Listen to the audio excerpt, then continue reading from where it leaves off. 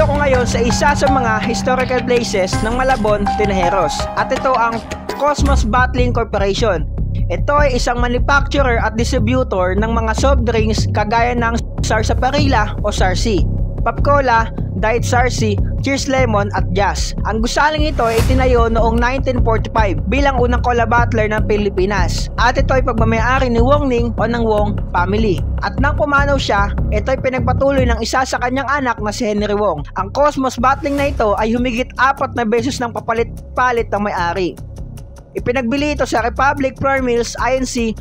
or RFM Corporation noong 1989. Dahil sa nalugi ito ay dahilan para ibenta muli ito sa ibang kumpanya. Ipinagbili muli ito sa San Miguel Corporation taong 2002. At panghuli, ipinagbili muli ito sa San Miguel sa Coca-Cola Bottler Philippines Inc. At meron na rin sunog na nangyari dito noong 2014. Dahil sa kadahilan ng may ilang mga tao na nagsunog ng plastic at goma at dahil sa malalaki ang mga halaman dito, agad lumaki ang apoy nito. Simula noon, hinigpitan na muli ang pagpasok dito upang hindi na muling maulit pa ang insidente. At nandito kami ngayon para mas malalim pa naming maintindihan kung bakit naging ganito ang kauna-unahang Cosmos Bottling Corporation sa Pilipinas.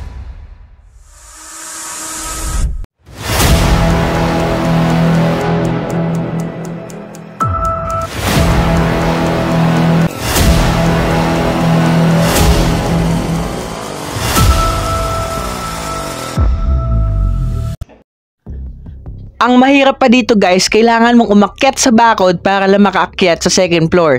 Kasi wala kang ibang aakyatan kundi bakod lang. Sabi o.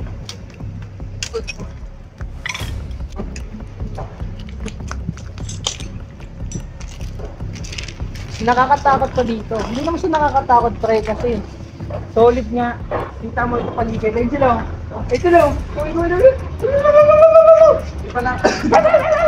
Di pa nakakatakot kasi hindi pa matutulog. Mas nakakatakot pa dito yung mga bato kasi anytime pwede kami bumagsak. Tignan mo naman kung gaano kataas.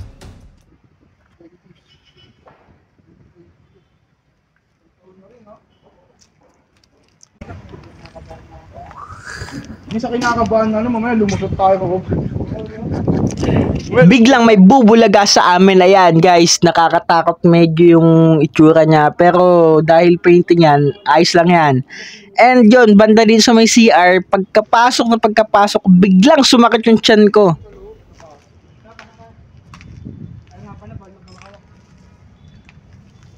Sakit yung tiyan ko. Ano?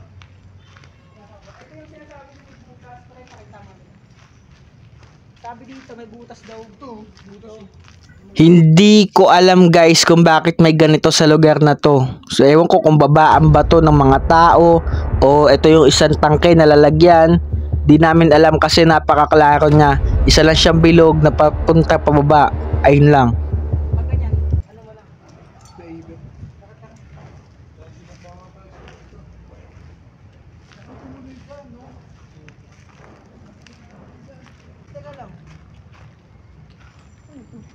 Yung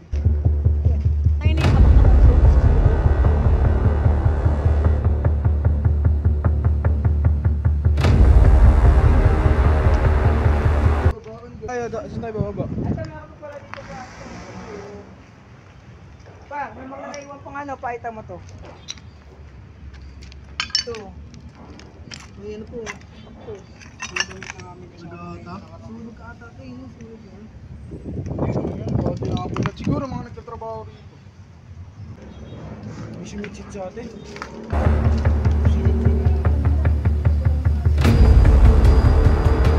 Isa na namang butas na nakita namin. Hindi namin alam kung bakit may ganito dito. Pero malinaw na malinaw. Kitang-kita nyo na para lang siyang isang kwarto. Sa banda dito, pababa na kami kasi lilipat naman kami sa kabilang building. Kaso hindi naging madali yung pagbaba namin dahil hindi nga kami sanay sa mga ganitong pag-akit sa bakod. Ang haba kasi. Shortcut ka na tala. Andam ah. May nahal na lang engkanto. Uy, ito po, may isa po tayong nakita. Bruh. Endangered species. Ito kasi gabi kasi yung mga aso.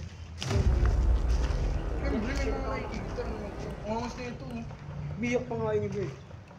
Mapapansin nyo sa bawat kanto ng gusaling ito ay may mga nakapinta na. Patunay na may mga iilang mga tao na ang nakapasok dito. And mamaya-maya makikita namin yung kwarto na akala namin dito nanggagaling yung butas sa taas. Ba't hindi? Nagkakamali nga pala kami. Doon yung sa kabilang kwarto. Ayun yung nakita namin na madilim na part na papasukin sana namin. Kaso, may aso. Kaya hindi na kami tumuloy. Agad-agad kaming umalis dahil baka makagat pa kami.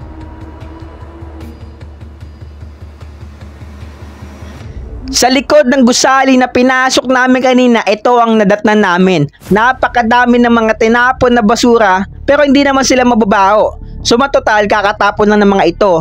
And gayon pa man, makikita nyo na napakaputik ng paligid at ang tataas na din ng mga damo.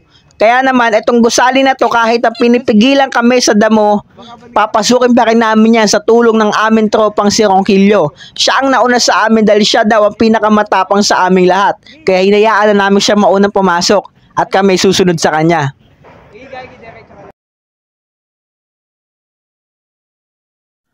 Wala kaming kaalam-alam sa gusaling papasukin namin for this time dahil hindi naman namin to napasok noon. Kaya makikita nyo may mga number na nakalagay and may hagdan paakyat at makikita nyo kung ano ang bumungad sa amin guys. Ito na talaga. Makikita nyo kung ano ang bubungad sa amin. Magugulat kayo.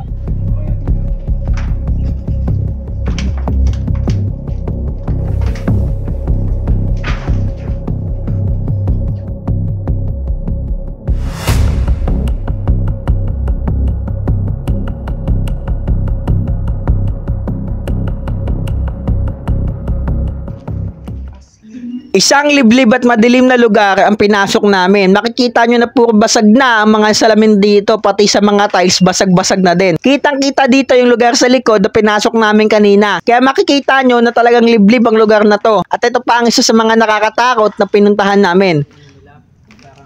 Napakadilim na lugar na ito. Kung hindi lang dahil sa liwanag, wala talagang ilaw dito. Hindi ba yung X-ray? CT scan. Vicente. Inco Vicente. Siguro, ito yung office. Oo. Ito yung office. Oo, tama ka. Kaya siguro. Yung dami mo. Kahit pa dito. Saka, pakita mo. Saka, yun, palagay namin ito yung office kasi Ito ang office. sakto lang talaga. siya. Dito tayo. Office. Tingin ko maganda siya. Pinag-iingat ko yung mga kasama ko sa kwarto na to dahil makikita nyo na parang lulubog na at hindi na matibay ang mga bato dito.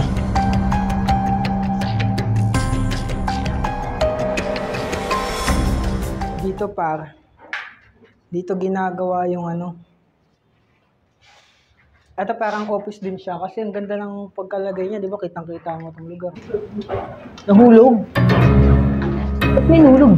O may naghulog? Kasi abot ba na ito? Yung tripod, abot ba? Babahin mo yun.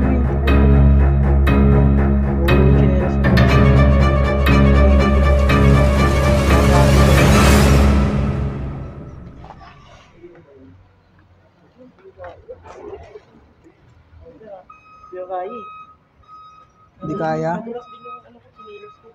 Ito lahat chinelas to. Kaya mabubukan to. Teka lang.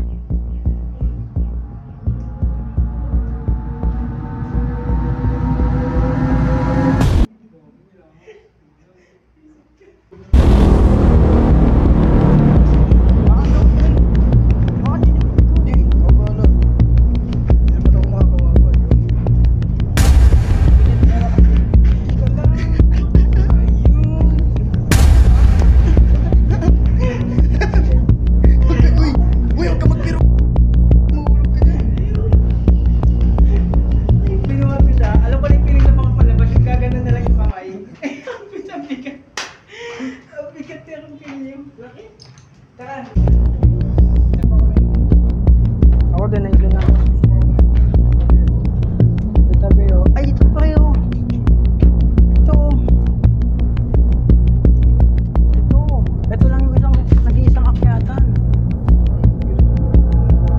Pinilit akitin to ni Ronquillo. Pinilit siya talaga guys. Kaso may nakita daw siya sa taas na hindi niya may paliwanag. Kaya naman agad-agad talaga kami bumaba ng sabay-sabay. Makikita nyo diba medyo nagmamadali kami. Kaso kailangan namin mag-ingat kasi baka madulas kami sa hagdan. May nakita daw si Ronky. Tumitingin-tingin pa si Kenby. Kaya naman bumaba na agad kami at lumabas para sa safety namin. May pangugas tayo dyan. Wag ito, mawalan tayo ng tubig. Ito kami guys. Kaming dalawa lang. Kaming dalawa lang andito. Yes. Wala kaming pang kasama. Nililibot lang namin. Oo, sabi din sa video. Guys, kami shoutout kay Kuya na sa likod. Kami tayo dito. Dito kami sa Cosmos Battery Corporation. Gamoy pa ako. Ayaw mo ikaw. Pink ka mamayang Ay, gabi ha. baba. Dala kayo of lotion nyo kung kaya nyo mag-pants. Pakita mo pre. Magka-pants ka lang mamaya lang. Kasi kutupin mo. Saan?